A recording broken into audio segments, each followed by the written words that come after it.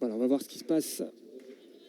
C'est Deriglasova, c'est la numéro 1 mondiale, c'est la championne olympique en titre. Elle est capable de tout, mais c'est vrai, quand on a vu pour l'instant la maîtrise italienne, et notamment celle d'Elisa Di Francesca qui se présente là face à la Tsarine, mais on voit mal comment la Russe pourrait inverser la tendance et empêcher l'Italie de soulever le trophée ici dans cette étape de Coupe du Monde à Saint-Maur. Mais qui sait, on va peut-être avoir 3 minutes de folie. Ah, de toute façon, Deriglasova n'a pas le choix. Hein.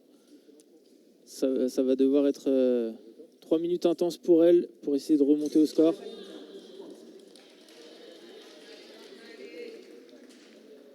Et 2-1.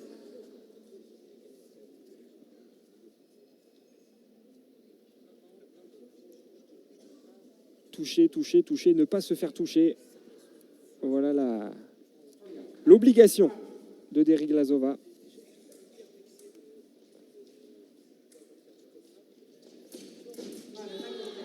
Encore là, une grosse poussée de la jambe arrière pour cette fente, pour bien s'allonger et aller chercher une cible haute. Oh là là. Alors là, on a le fil s'est cassé. Non, c'est le fil de masque. Ah, d'accord. C'est le fil de masque qui s'est envolé. Le fil qu'on raccorde entre la cuirasse électrique et la bavette pour pouvoir créer un contact électrique.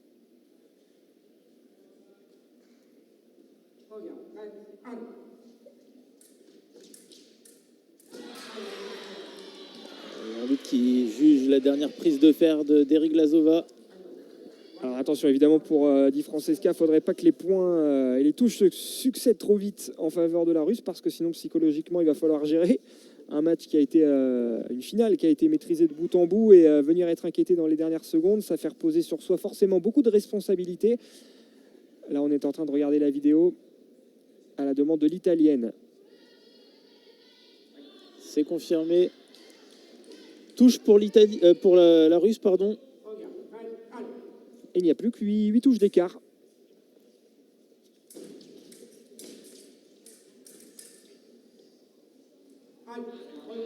On voit. Hein. Là, ça s'active dans tous les sens. Elle a plutôt bien géré cette première partie de relais. Encore 2 minutes 19. Allez, pourquoi pas avoir quelque chose de fou avec Deriglasova. Elle en est capable, évidemment. Si elle n'en est pas capable, personne au monde n'en est capable, j'allais dire. Elle a le cardio qui va s'accélérer. Hein.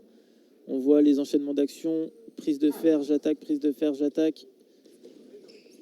Et encore une fois, la prise de fer, hop, fausse attaque pour faire repartir, pour la faire un petit peu bouger. Et ensuite, essayer de repartir sur quelque chose de fort. C'était bien créé, mais c'est non valable. Allez, moins de 2 minutes maintenant. Les 2 dernières minutes de ce challenge international de Saint-Maur qu'on vit ensemble depuis hier en direct sur Via. On a entendu l'hymne italien résonner hier déjà en individuel. Alors là, ça se chauffe entre coach russe et italien. Alors, ce qui s'est passé, c'est que Deriglasova fait une parade riposte qui rebondit sur le masque de l'italienne. Il y a des juges de main sur cette finale. Vous ne les voyez pas à l'écran, mais il y a des juges de main qui vérifient qu'il n'y a pas de faute de combat. Donc, on ne vient pas cacher la surface valable avec son bras non armé ou avec son masque. Et le clan russe qui s'est levé pour cette faute. Le juge de main qui a bien... Voilà, il y a eu un carton jaune, hein, ouais, du coup pour l'italienne. La conséquence pour tout ça, c'est le carton jaune et l'annulation de la touche pour l'Italie.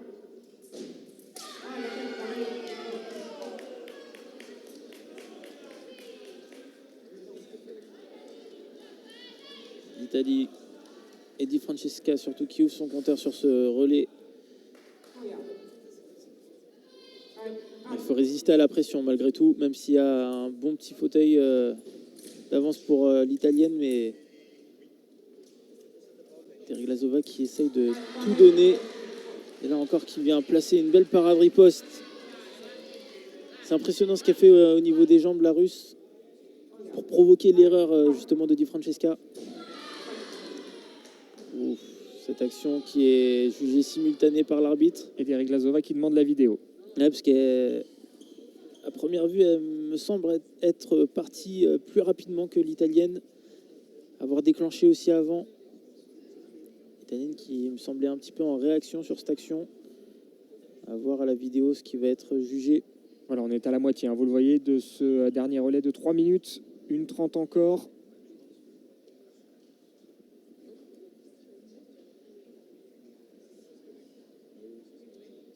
Les arbitres en train de regarder la vidéo, ils ont tranché. Ouais. C'est ce qui me semblait aussi à première vue. Hein. Deriglasova qui a déclenché avant. Ouais. L'arbitre qui a même montré le mouvement du bras plus rapide de la part de Deriglasova. Voilà, et du coup le point, voilà, qui a été inscrit pour la Russie. Plus que 7 touches d'écart. Attention, attention du côté italien à pas craquer. Elle sort un gros relais là, Deriglasova. Ça se voit que c'est une championne. Honnêtement, ce qu'elle fait comme travail là, c'est très fort sur Di Francesca. Allez, revenir à 5 et là on basculerait encore un peu plus dans un final de finale haletant.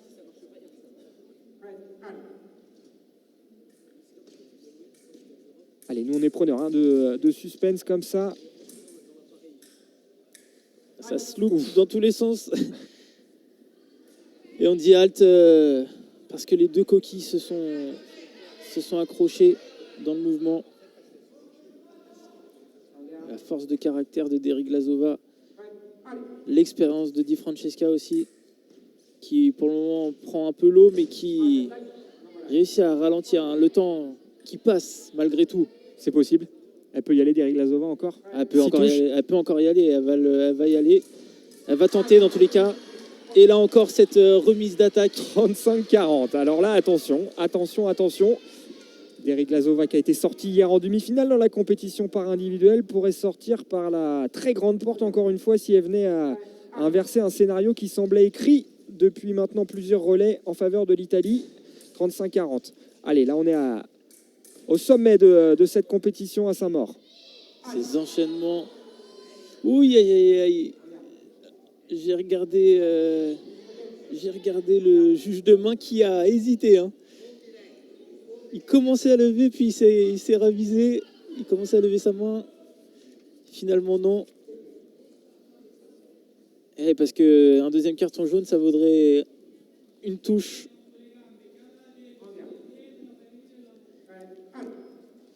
Ça se tend.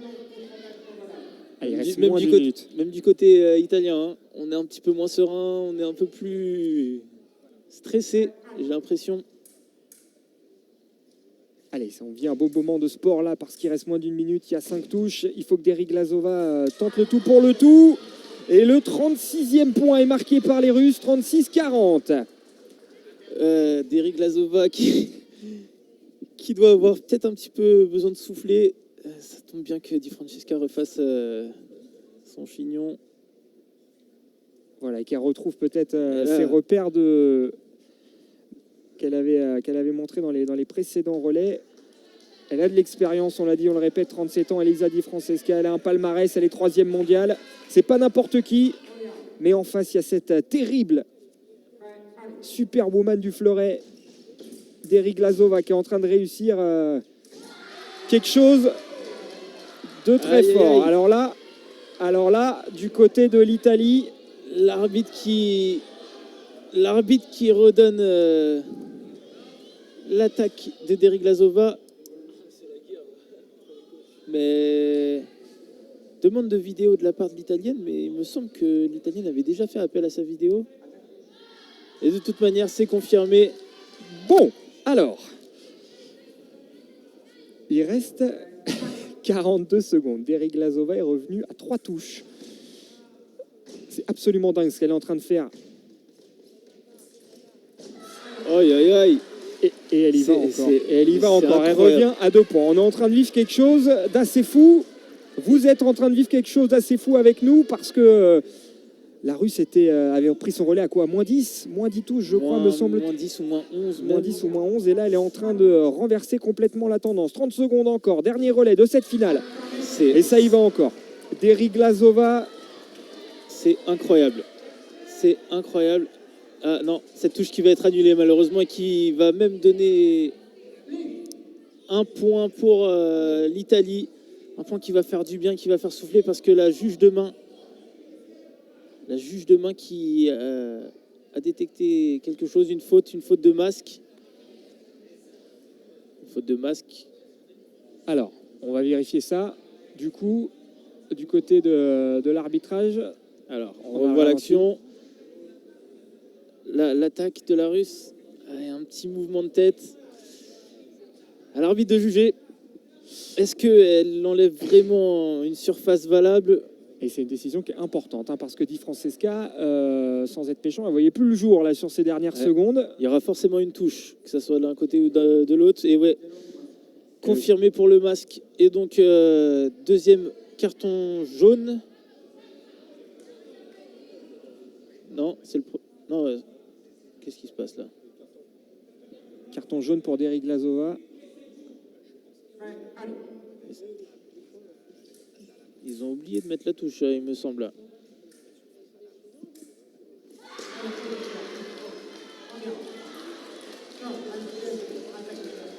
Avant que je me sois trompé, mais il me semblait que les deux tireuses avaient déjà Alors un oui, jaune. il semble qu'il y ait un petit malentendu là, peut-être sur l'affichage.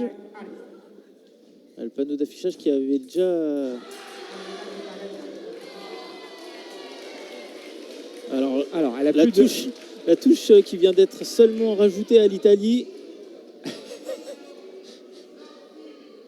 Ça part dans tous les sens. Là, Voilà, là, on a 30 dernières secondes de folie avec donc l'Italie qui a profité du carton jaune qui a été mis à Deriglazova pour prendre le point. Le point est arrivé un petit peu tard, mais il est bien là, 41-39. Et il me semble que Deriglazova a fait une demande de vidéo, mais elle n'a plus droit à la vidéo. Et l'arbitre qui consulte quand même. C'est un peu fou. Bon, normalement, il n'y a plus de vidéo pour aucune des deux tireuses maintenant. Allez, 20 secondes pour mettre deux touches pour Deriglazova. L'arbitre, le coach russe, pardon, qui a fait signe à son athlète, calme, reste concentré, reste sereine. Allez, il n'y a que deux touches, elle sait faire ça. Hein. Deriglazova met deux touches. Oui, ouais, c'est fair play de la part de Di Francesca là. La Russe qui a planté son fleuret au sol sans faire exprès, qui était un peu bloqué. Cette fin de match, elle est folle. Ouais, ce serait terrible hein, pour l'Italie, évidemment, parce que vu la finale qu'elles ont faite, Aïe, la parade ratée. Aïe, aïe, aïe, ils n'arrivent pas à se toucher. L'arbitre qui dit halte. Ouh là là là là. Et le temps, il y a eu pas mal d'enchaînements d'actions, mais le temps qui a surtout coulé dans cette fin de match. allez, il reste 7 secondes. Ouais, attaque simultanée là, pas de points. Allez, ça va être peut-être compliqué quand même pour Deriglazova. Ah, il y a eu- 6 secondes. Allez, il faut que ça aille vite. Plus que 5 secondes. Di Francesca sous haute pression. Ça reste en jeu. Aïe, aïe, aïe. Allez. Oh là là là Ah, là ça là là, touche. l'arbitre qui accorde cette touche, mais c'est incroyable. Alors là, ça touche pour Deriglazova. Vous voyez le score, 41-40 du côté Et du clan italien. On s'agite. Et c'est un peu normal qu'on s'énerve parce que l'arbitre avait dit halte et il semble que la touche ait été accordée après le halte. Il semblerait que la touche ait été portée après le halte, mais l'arbitre, sous la pression qui accepte quand même de la donner à l'Italie, 40-41. Alors là, attention, il n'y a presque plus rien à dire, il y a juste à regarder. Est-ce que Deriglazova va marquer un peu cette moins de dernière 3 touche. secondes. Un peu moins de 3 secondes. Oh là là là là, elle le met. Incroyable. C'est incroyable ce que fait Deriglazova. Mais je ne comprends même pas Di Francesca. Là, honnêtement, elle reste statique sur sa ligne de mise en garde. Soit elle a deux choix, soit elle fuit, soit elle décide d'attaquer aussi. Là, elle fait aucun des deux et la Russe qui réussit à porter cette action, c'est juste incroyable. dingue. C'est juste dingue ce Bah, que elle vient nous fait mettre, la Russe. Attention, parce que c'est pas fini évidemment. Et voilà, elle vient Voilà. de mettre tout simplement 12-1 en 3 minutes. Waouh. Alors là, ce que vient de nous faire la Russe, c'est incroyable. Il y a eu un scénario très bizarre aussi, un peu d'imbroglio au niveau arbitral aussi. Alors, Donc là, on explique ce qui se passe. ça va être la mort subite. Donc là, il va y avoir un système de priorité On a 1 minute de match, un système de priorité et pour le moment d'ailleurs, voilà. On voit les deux lumières là sur l'appareil. La priorité qui va s'arrêter d'un côté, priorité à la Russe. Si au bout de la minute, aucune touche n'a été portée, c'est la Russe qui gagnera cette rencontre. Donc, à voir comment on va gérer cette situation maintenant, Di Francesca. Est-ce qu'elle va aller chercher tout de suite? Allez, là, évidemment, la tendance, elle est favorable pour la Russe.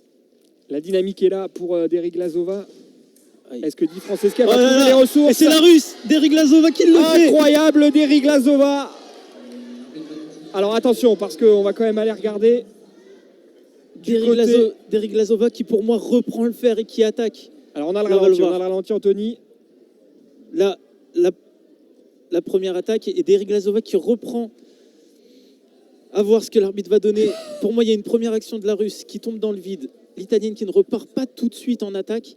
Et la Russe qui réussit à reprendre un mouvement. Alors attention là, monsieur l'arbitre, vous avez le sort de cette finale. C'est ça, entre Romain, c'est fait.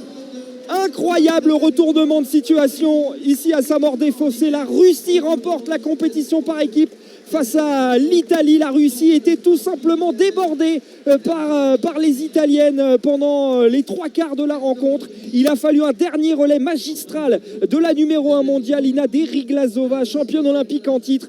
Elle est venue renverser la baraque italienne pour finalement permettre à la Russie de s'imposer 42-41.